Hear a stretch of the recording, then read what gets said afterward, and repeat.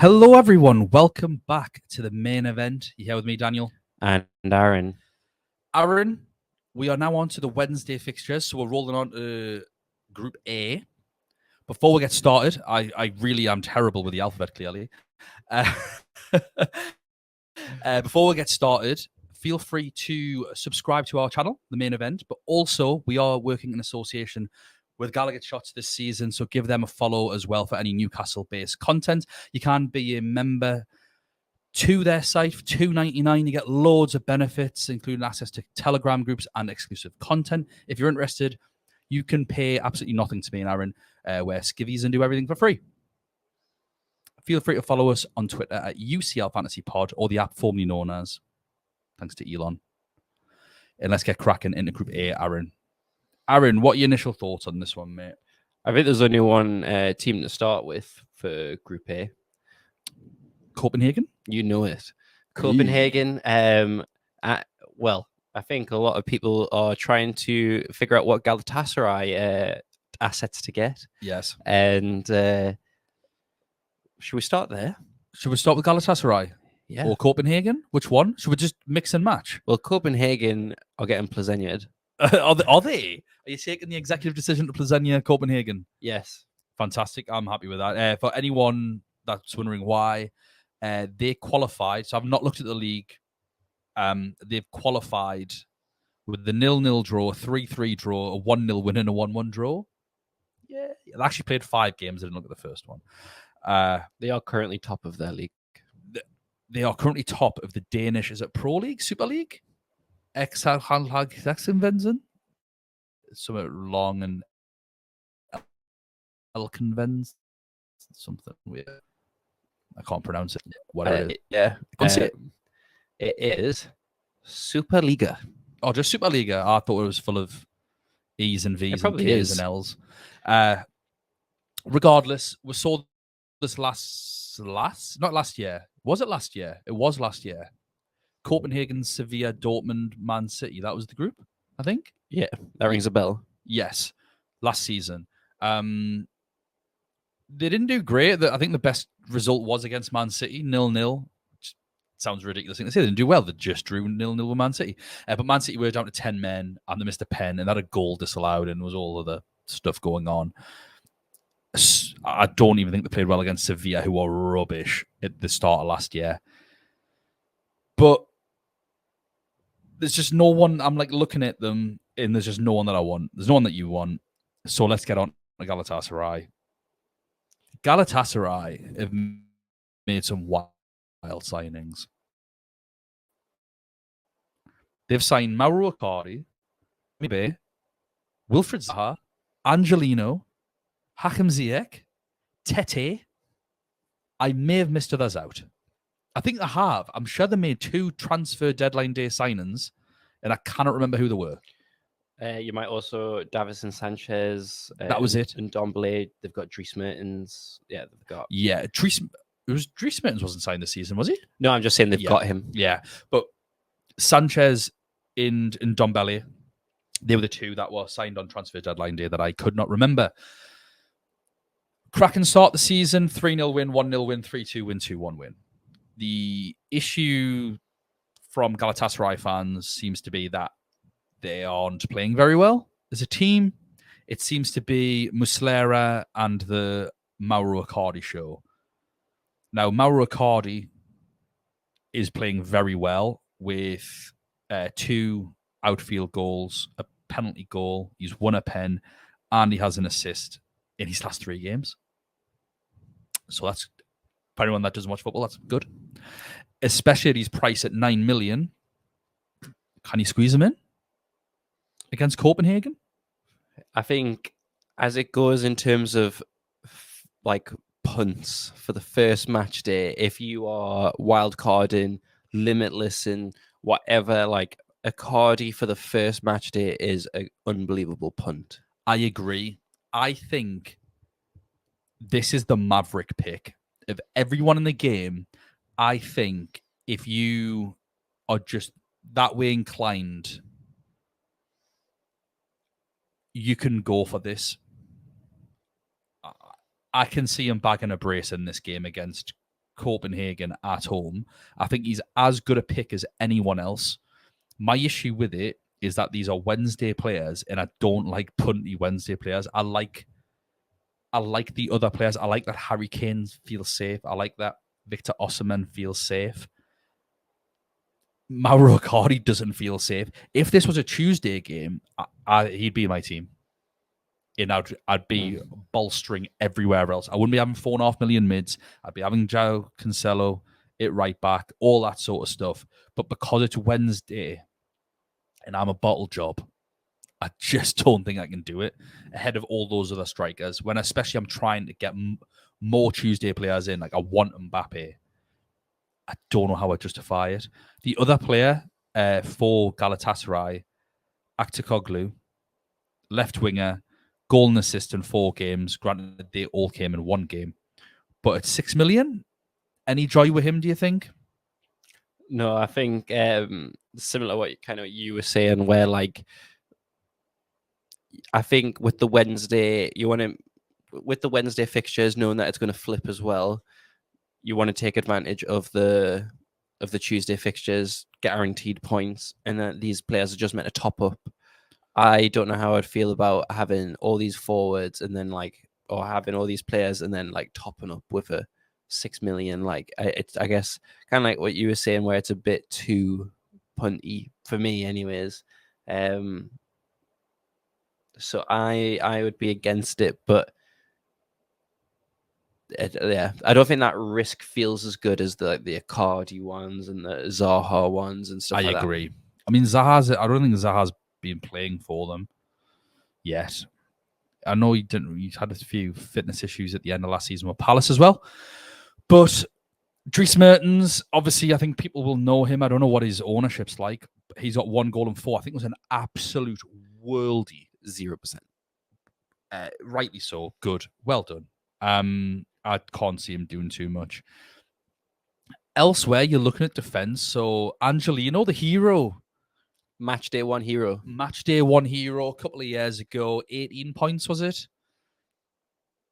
Yeah, well, I think that came from one of these where I had one of Leipzig's defenders in, and I think you turned around and went, oh, like Angelino's the same price. And I slapped myself in the face, went, oh, yeah, he's going in. Yeah. He got an 18 pointer. Yeah. That might have been a There's always a wing back that has a match day 1. Grimaldo last year. And then Tagliafico the first year we did this. Angelino the year in the middle. Yeah. So we'll just have to try and figure out who this year's is. And that's the problem with Haaland playing Tuesday, because these are Tuesday captaincy punts. We do recommend that you captain wing backs on a Tuesday. But when Haaland plays Red Star Belgrade, I think you're mental to not captain him personally. Yeah. But is Angelino the same player? Well, he scored in his last game, but they're not keeping very many clean sheets. And he has hair. Pardon? And he has hair now. He's got hair now. Yeah. I don't know how I feel about that. Has it made him a better defender? Because he wasn't a very good defender. No. He's a fairly tragic defender. He's very good going forward. I also think he suits being a wing back, not a left back. Galatasaray play with a back 4. And as other people have said, they're not playing very well. Nelson, 4.5 million. Bardaki, 4.5 million.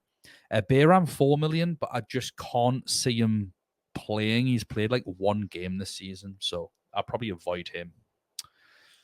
Is there anyone else from Galatasaray, or is this an Icardi or bust situation, or would you go Angelino?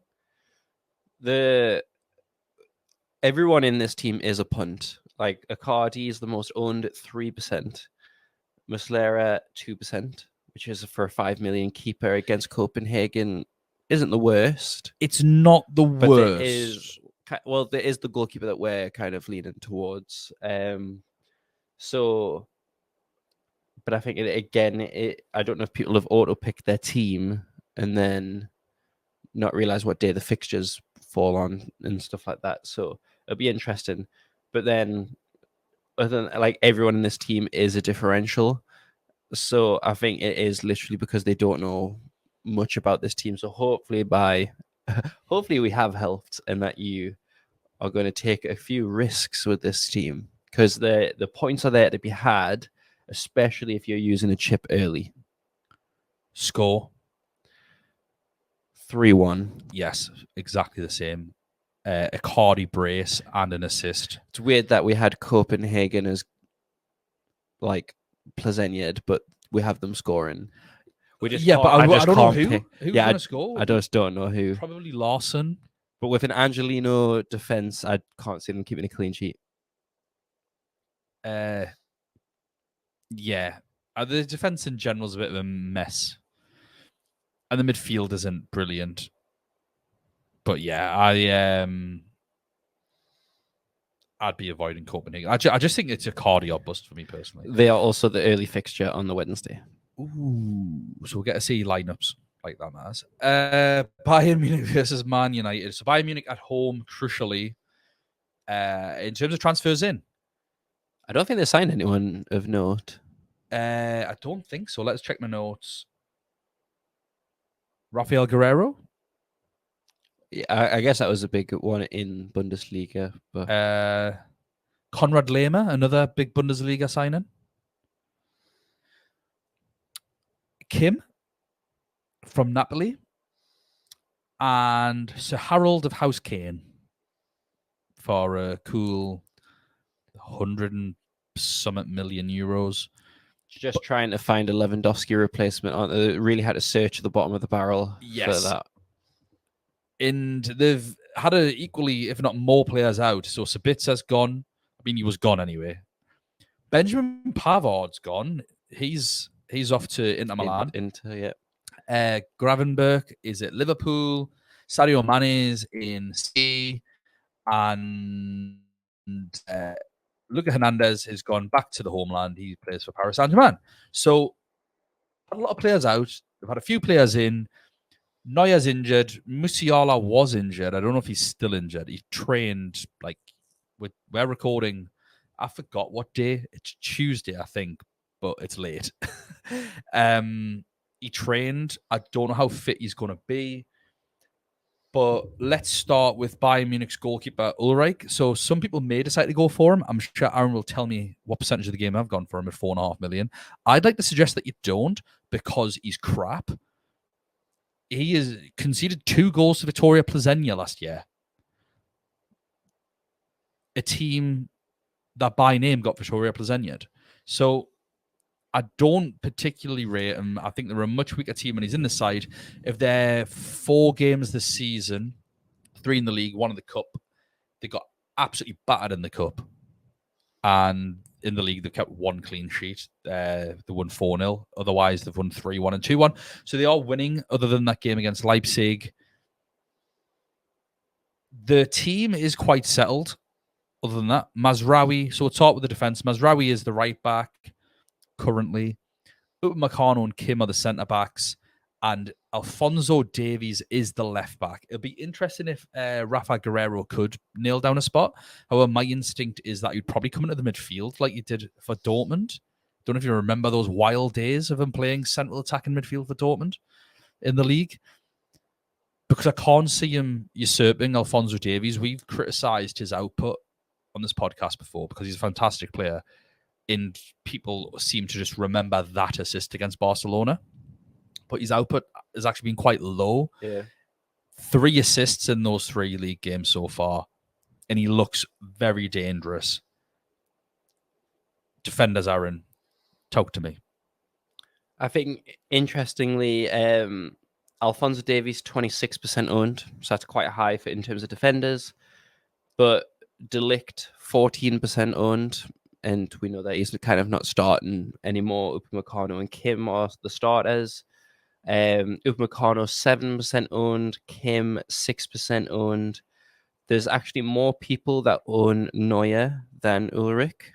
So 4% for Neuer, 2% for Ulrich. Hopefully they check the injury status before. Mazraoui is 1% owned.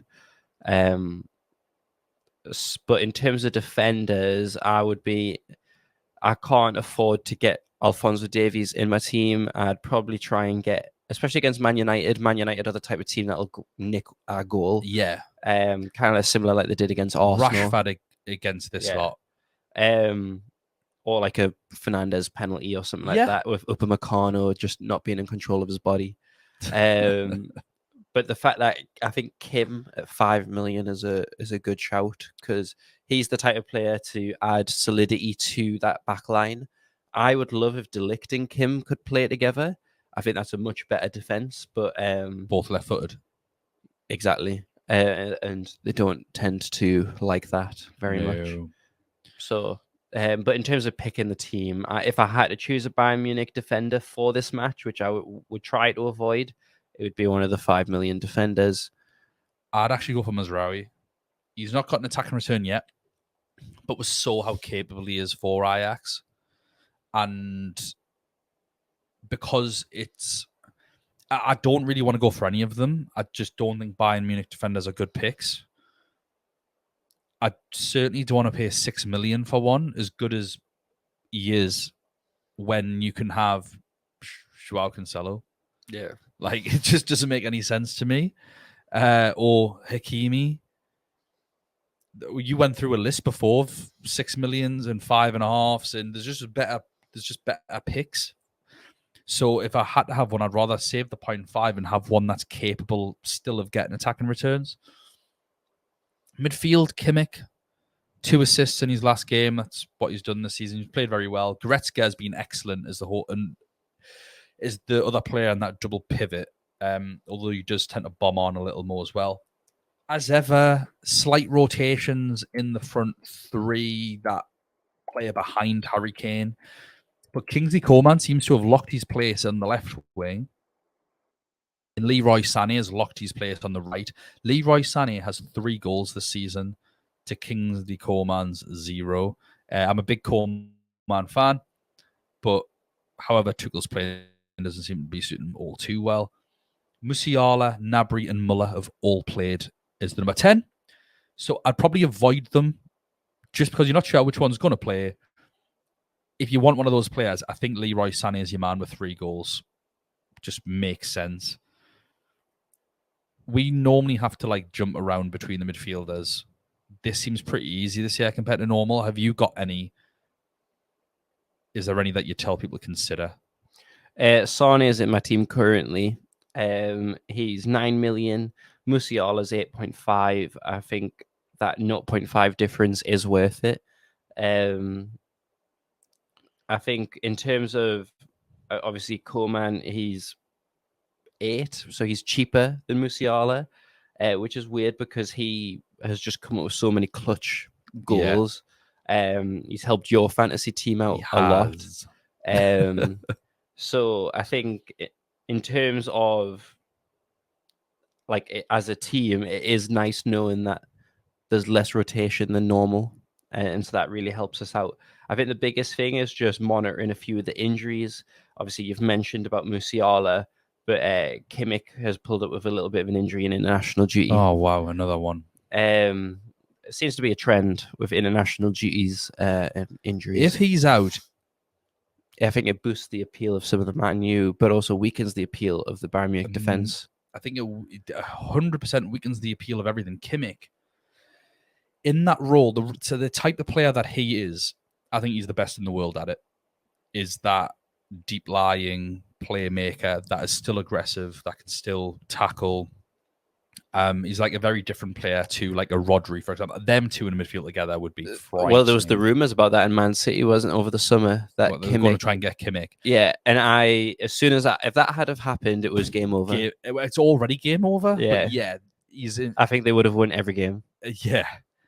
So if he's out, because he's got such an array of attacking talent from a holding midfield position, it does diminish other people's potential in this team. He could still be fit. They are running some tests, but he pulled out of the Germany squad before France. That's something to monitor.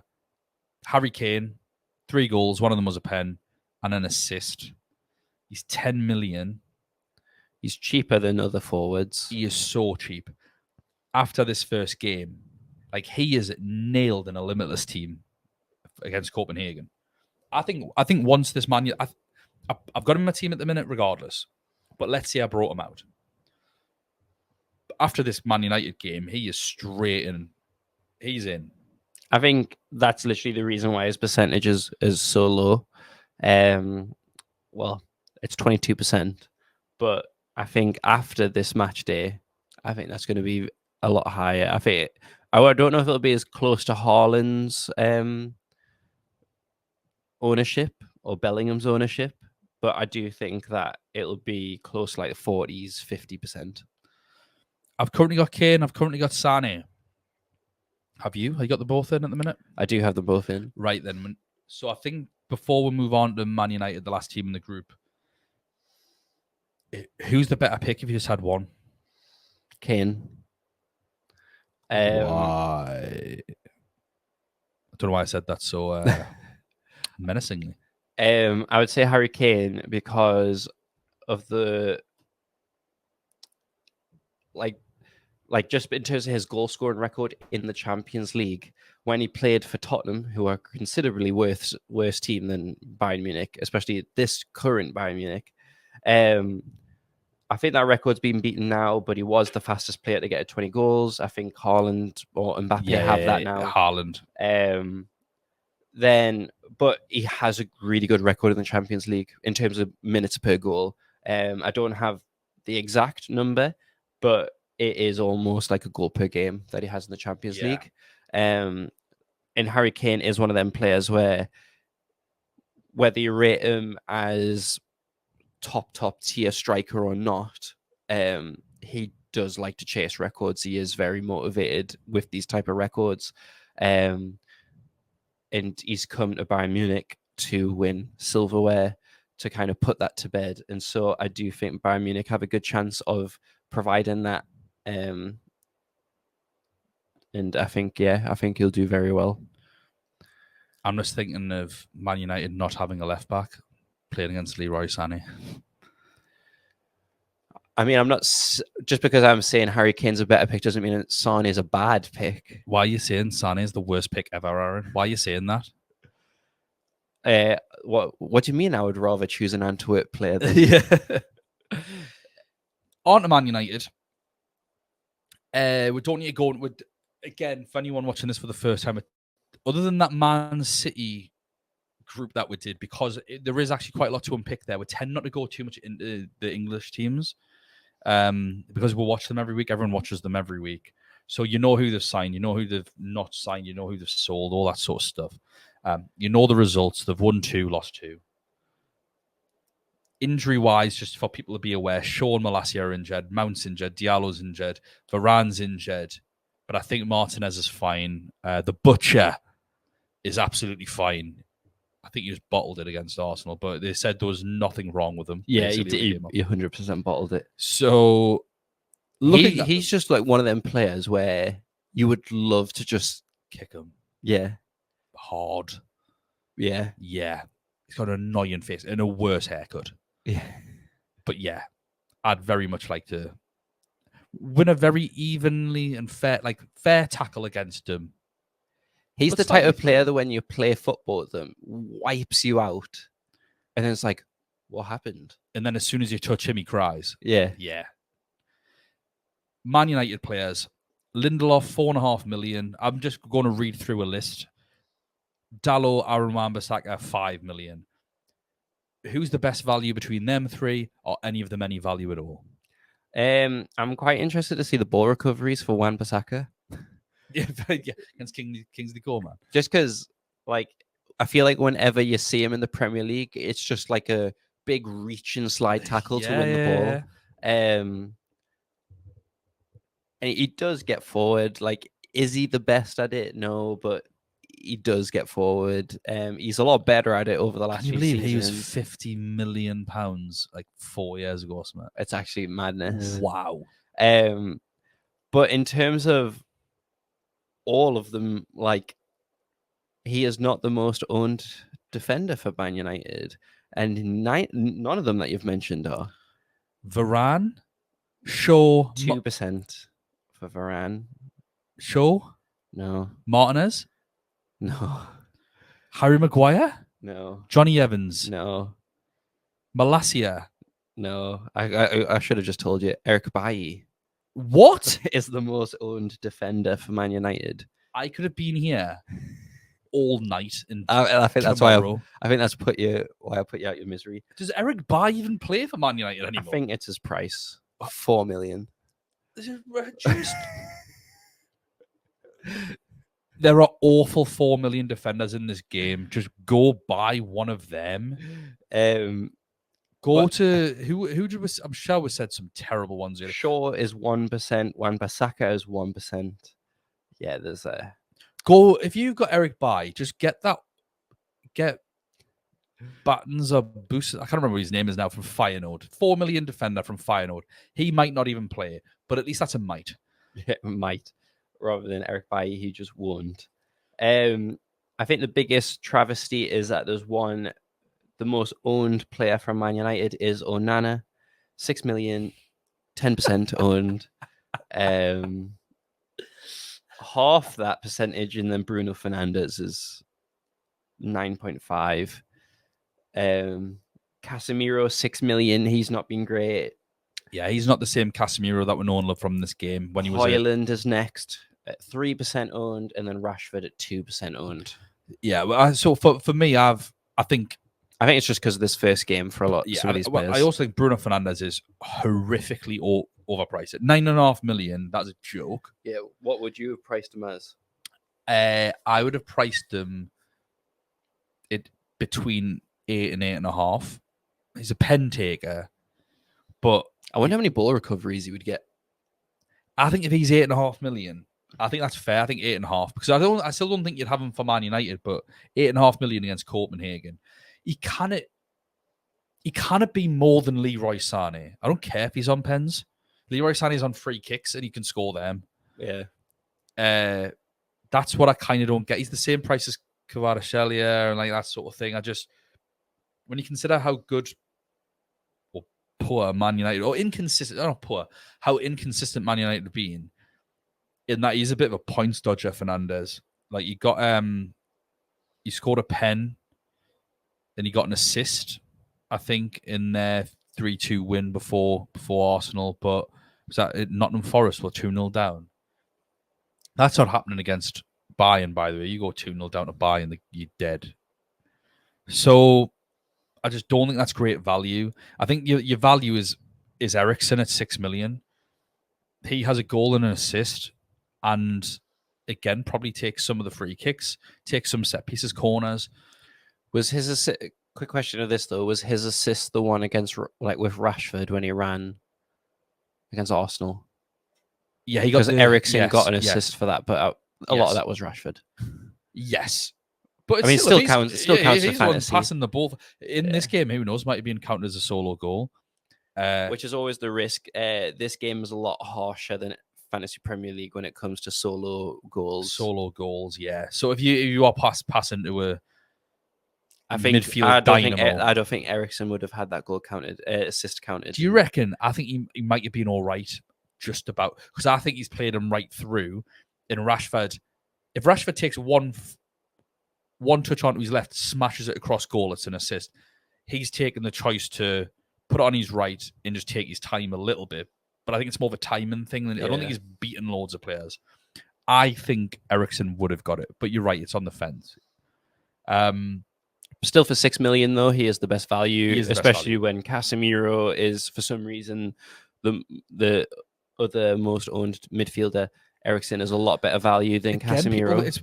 People from past experience on this game go, "Oh yeah, Casemiro used to get loads of points because he used to be a ball recovery magnet." That's when he used to be able to move actually around the field. And then he used to score from set pieces every other week. I think I saw a stat that he is the most dribbled past player this season. I also feel sorry for him because he's getting outmanned 3-1 in that midfield. Well, especially when Mount was in there, not because I actually don't think it was Mount's fault. It's because they tried to play the Pep system of the four behind the forward, and none of the fullbacks had come in to help them out, and he'd just be like 3-on-1 against Wolves. So he's not. It's a combination of, I don't think he's been helped by the manager's tactics, and I don't think he's been very good. Up front, Højlund 7 million, Rashford 10. Like, Rashford's just been priced out. He can't be the same price as Harry Kane. I'm sorry. Yeah. maybe against Copenhagen, but Yeah, we'll see. But that's like you've got to wait for 3 or 4 weeks before you get to anything like that. Yeah. And Hoyland, I think it'll be good value. It's 7 million, but I'd rather have one of those 7.5s at the minute. Again, maybe when you that's the thing with Rashford, because he's going to play on the left. If you've got Hoyland up front and Rashford on the left, I think you'd rather pick Hoyland against Copenhagen, not Rashford, personally. Yeah. What's the score for this game? I have Bayern Munich win. I'll have Man U scoring. I'll say 3-1. Same. Stealing my answers. I hate you. Never doing this with you again. So that's that for this group in terms of picks. We do have to decide on the group order, though. So who do you think is going to finish first, second, third, fourth? Bayern Munich first. I will say Man United second. Galatasaray third. And Copenhagen fourth. My head says exactly the same as you, but as a man that rarely listens to his head, because I am a fool, I'm going to say Bayern Munich, Galatasaray, Man United, Copenhagen. Oh. Woo! Bring it on. If you have put up with our terrible crack for this long, thank you so much. We do appreciate it. We will be back with the next group preview straight away after this. Please don't forget to like and subscribe, even if you more than likely did not like this at all. Feel free to subscribe to us, the main event, and subscribe to GallowgateShots. Follow us on Twitter at UCL Fantasy Pod so that we can tweet all these out. And we will see you next time. Bye now.